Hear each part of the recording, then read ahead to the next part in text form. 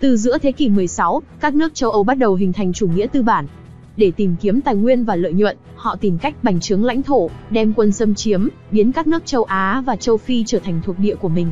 Đến cuối thế kỷ 19, do sự phát triển không đều về kinh tế và chính trị của chủ nghĩa tư bản đã làm thay đổi sâu sắc tương quan lực lượng giữa các nước đế quốc.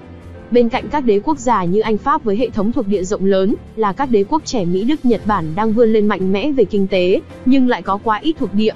Mâu thuẫn giữa các nước đế quốc về vấn đề thuộc địa ngày càng trở nên gay gắt. Sang đầu thế kỷ 20, đế quốc Đức đã vượt qua Anh Pháp để trở thành cường quốc công nghiệp đứng đầu châu Âu và đứng thứ hai trên thế giới sau Mỹ. Nhưng trong cuộc chạy đua giành giật thuộc địa, Đức lại là nước chậm chân. Do quy mô thuộc địa không tương xứng với tiềm lực công nghiệp, ít thuộc địa tức là có ít tài nguyên và thị trường tiêu thụ, Đức là nước hiếu chiến nhất trong thời kỳ này. Ngoài ra, nước Đức chịu ảnh hưởng sâu sắc của truyền thống quân phiệt phổ, đề cao chủng tộc Đức, tích cực truyền bá tinh thần kỷ luật quân đội, chạy đua vũ trang. Nhưng tham vọng của Đức gặp phải sự phản kháng của các nước đế quốc già, là Anh, Pháp và Nga.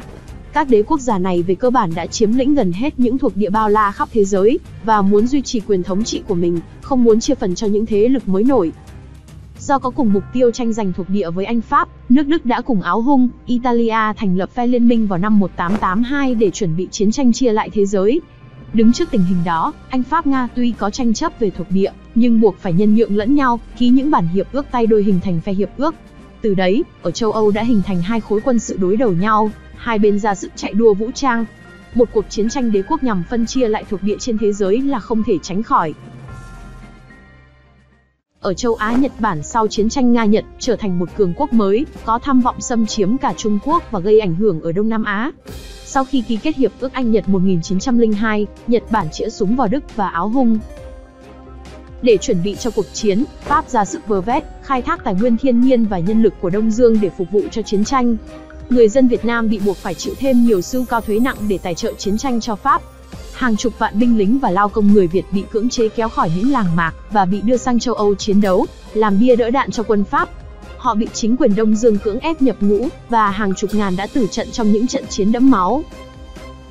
Tình hình căng thẳng ở Ban Căng từ năm 1912 đến năm 1913 đã tạo cơ hội cho chiến tranh bùng nổ. Ngày 28 tháng 6 năm 1914, Thái tử Áo Hung bị một người Séc Bi ám sát tại Bonia. Giới quân phiệt Đức Áo chớp lấy cơ hội đó để gây chiến tranh. Ngày 28 tháng 7 năm 1914, Áo Hung tuyên chiến với Séc Bi. Ngày 1 tháng 8, Đức tuyên chiến với Nga. Ngày 3 tháng 8 tuyên chiến với Pháp. Ngày 4 tháng 8, Anh tuyên chiến với Đức. Ngày 23 tháng 8, Nhật Bản tuyên chiến với Đức. Ngày 29 tháng 10, Ottoman tuyên chiến với Nga. Chiến tranh đế quốc bùng nổ và nhanh chóng lan rộng thành chiến tranh thế giới. Mở đầu cuộc chiến, Đức dự định đánh bại Pháp một cách chớp nhoáng, sau đó quay sang đánh Nga. Vì vậy, Đức tập trung phần lớn binh lực ở mặt trận phía Tây, và ngay trong đêm mùng 3 tháng 8 năm 1914 đã tràn vào Bỉ, một nước trung lập, rồi tiến vào miền Bắc nước Pháp. Ban đầu quân Đức giành được lợi thế trong các trận đánh biên giới và tiến nhanh về phía Paris, hòng đánh chiếm thủ đô nước Pháp. Người Đức sắp sửa giành được chiến thắng lớn nhằm quyết định kết cục chiến tranh, nhưng khi đi sâu vào đất Pháp, lực lượng Đức dần bị dàn mỏng. Trong khi đó, ở phía đông, quân Nga cũng bắt đầu tấn công lãnh thổ Đức vào ngày 17 tháng 8, sớm hơn nhiều so với dự kiến của Đức là 40 ngày. Điều này khiến Đức phải rút bớt quân từ mặt trận Pháp để chuyển sang phía đông. Quân Đức đánh bại quân Nga, tuy nhiên về mặt chiến lược thì cuộc tấn công của Nga đã phá vỡ kế hoạch đánh nhanh thắng nhanh của Đức, và giảm bớt gánh nặng cho quân Anh Pháp đang bị Đức áp đảo. Paris được cứu thoát.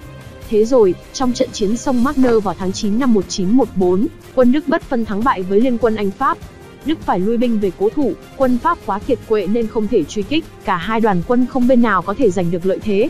Trận đánh kế tiếp tại Aisne còn khốc liệt hơn cả trận Marne, diễn ra từ ngày 13 đến 28 tháng 9 năm 1914. Cả hai bên đều mất hàng chục ngàn binh sĩ, nhưng rồi đây vẫn là một trận chiến bất phân thắng bại. Quân của hai bên rút xuống chiến hào cầm cự nhau dai dẳng trên một chiến tuyến dài 780 km, từ biển Bắc tới biên giới Thụy Sĩ. Ở phía đông nam thì quân Áo Hung lại để quân Nga đánh tan nát ở trận Lamberg. Kết thúc năm 1914 tại chiến trường Đông Âu, quân Nga chiếm lĩnh toàn bộ vùng phía đông của Galicia. Trong khi đó, ở châu Á, đế quốc Nhật Bản lợi dụng việc các cường quốc đang tham chiến ở châu Âu, đã thực hiện kế hoạch bành trướng ở Viễn Đông. Ngày 15 tháng 8 năm 1914, Nhật Bản gửi tối hậu thư cho Đức đòi nước này chuyển cho Nhật Bản vùng Giao Châu, Trung Quốc, và hạn cho Đức phải trả lời trong 8 ngày. Đức không trả lời tối hậu thư của Nhật Bản nên ngày 23 tháng 8 năm 1914, Nhật Bản tuyên chiến với Đức, nhanh chóng chiếm Giao Châu, tuyến đường sắt Thanh đảo Tế Nam và một loạt hòn đảo là thuộc địa của đế chế Đức tại Thái Bình Dương. Trở lại chiến trường châu Âu, sau thất bại của kế hoạch năm 1914 nhằm loại Pháp ra khỏi vòng chiến, nước Đức đã rơi vào thế bị động, tiềm năng kinh tế quân sự không bằng liên minh Anh-Pháp-Nga, mà lại phải một mình đối đầu trên hai mặt trận. Tình trạng này càng kéo dài thì càng bất lợi cho Đức.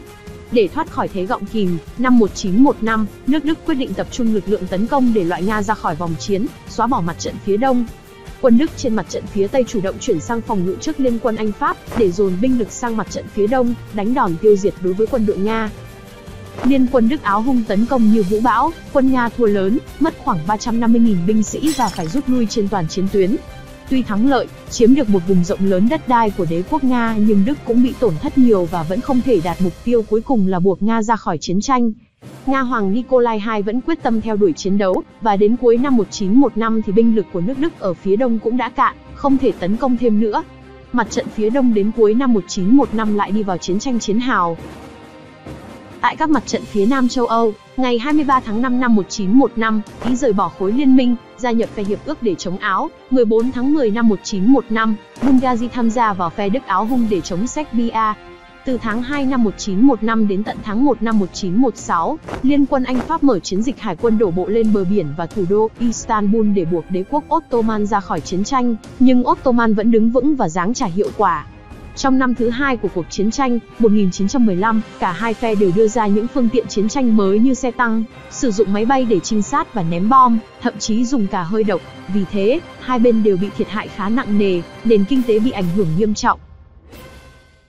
Từ tháng 6 đến cuối tháng 8 năm 1916, quân đội Nga lợi dụng quân Đức đang tập trung vào mặt trận phía Tây, tiến hành tấn công và thắng lợi lớn tại Galicia, đánh tan tác liên quân Đức Áo Hung. Hơn 1,3 triệu quân Đức Áo Hung đã bị tiêu diệt và bắt giữ, quân Nga chiếm lại một phần Ukraine và Belarus. Tổn thất nặng nề trong chiến dịch này khiến cho quân đội Áo Hung mất khả năng tiến hành các trận đánh lớn chống lại phe hiệp ước. Tuy chiến thắng nhưng quân Nga không thừa thắng xông lên tiêu diệt hoàn toàn quân đội Áo Hung. Trong khi đó, nước Đức lại kéo quân từ mặt trận phía Tây về can thiệp và chặn đứng quân Nga. Quân Nga phải rút lui, hai bên lại đi vào cầm cự trong chiến hào. Không tiêu diệt được Nga, Đức lại chuyển trọng tâm hoạt động về mặt trận phía Tây. Mở chiến dịch tấn công Verdun, hòng tiêu diệt quân chủ lực của Pháp. Chiến sự ở đây diễn ra hết sức quyết liệt, kéo dài từ tháng 2 đến tháng 12 năm 1916, làm gần 70 vạn người chết và bị thương. Để phản công giải nguy cho Verdun, tháng 9 năm 1916, quân Anh đã tấn công tại trận sông Somme nhưng cũng không có kết quả rõ rệt. Những nỗ lực của Liên quân Anh, Pháp coi như thất bại, thương vong của hai bên trong chiến dịch này còn cao hơn cả trận Verdun. Chiến cuộc năm 1916 không đem lại ưu thế cho bên nào, mà vẫn duy trì thế cầm cự. Từ cuối năm 1916 trở đi, Đức Áo Hung từ thế chủ động chuyển sang phòng ngự trên cả hai mặt trận.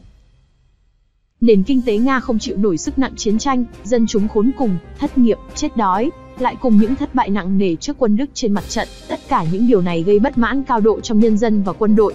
Tháng 2 năm 1917, nhân dân Nga với khẩu hiệu đả đảo chiến tranh, đả đảo Nga Hoàng, biến chiến tranh đế quốc thành nội chiến cách mạng, đã tiến hành cuộc cách mạng dân chủ tư sản thành công, chế độ Nga Hoàng bị lật đổ. Chính phủ lâm thời tư sản được thành lập và tiếp tục theo đuổi chiến tranh.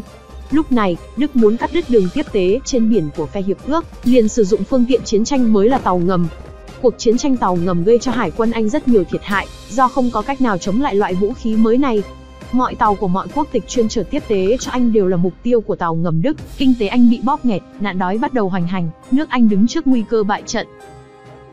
Lúc đầu, Mỹ giữ thái độ trung lập trong cuộc chiến. Thực ra, Mỹ muốn lợi dụng chiến tranh để bán vũ khí cho cả hai phe và khi cuộc chiến kết thúc, dù thắng hay bại, các nước tham chiến đều bị suy yếu, còn Mỹ sẽ khẳng định ưu thế của mình. Nhưng đến năm 1917, Mỹ thấy cần phải kết thúc chiến tranh và đứng về phe hiệp ước. Viện cớ tàu ngầm Đức vi phạm quyền tự do thương mại trên biển, tấn công cả tàu buôn của Mỹ cập bến các nước thuộc phe hiệp ước, cộng thêm sự kiện bức điện Zimmerman đã làm dư luận Hoa Kỳ hết kiên nhẫn, họ đòi chính phủ tham chiến chống Đức. Ngày 2 tháng 4 năm 1917, Mỹ tuyên chiến với Đức, sự tham chiến của Hoa Kỳ có lợi hơn cho phe Anh-Pháp-Nga. Trong năm 1917, những cuộc phản công của phe hiệp ước đều không thành công. Pháp và Anh cố phá vỡ phòng tuyến của Đức, giải tỏa vòng vây bờ biển nhưng thất bại, những cuộc tấn công của Nga cũng không thành. Áo Hung tỏ ra nao núng muốn cầu hòa, nhưng Nga và Italia còn nhiều tham vọng, không chấp nhận thương thuyết. Đức Áo Hung mở chiến dịch Caporetto tấn công vào Italia, và đã thắng lợi vang dội tiêu diệt 6 vạn và bắt gần 30 vạn quân Ý. Quân Anh Pháp phải cứu viện lập phòng tuyến cố thủ tại sông Piave. Sau trận này, Italia bị loại ra khỏi vòng chiến. Sau đó Đức dồn lực lượng đánh Nga. Nước Nga sau cách mạng tháng 2 vẫn còn trong khối đồng minh ba bên, nhưng thực tế quân đội Nga đã tan rã, không còn kỷ luật, quân sĩ tự bỏ ngũ, tự rút lui. Quân Đức nhân đà tan rã của quân Nga nhanh chóng theo chân kéo sâu vào lãnh thổ Nga. Trước tình thế đó, tháng 11 năm 1917, dưới sự lãnh đạo của Lenin và đảng Bolshevik, nhân dân Nga đứng lên làm cuộc cách mạng xã hội chủ nghĩa, được gọi là cách mạng tháng 10 theo lịch Nga. Nhà nước Xô Viết ra đời, thông qua sắc lệnh hòa bình kêu gọi chính phủ các nước tham chiến chấm dứt chiến tranh. Lời kêu gọi hòa bình của chính phủ Xô Viết không được các nước trong phe hiệp ước hưởng ứng, vì Anh Pháp Mỹ muốn kết thúc chiến tranh trên thế thắng.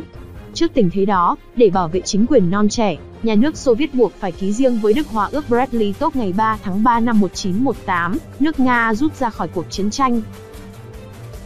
Việc Nga rút khỏi chiến tranh khiến cho mặt trận phía Đông đã kết thúc hoàn toàn. Điều này cho phép Đức có thể rảnh tay rút về một lực lượng quân đội lớn để chi viện cho mặt trận phía Tây, với gần 1 triệu quân Đức đã được chuyển từ phía Đông sang để tăng viện.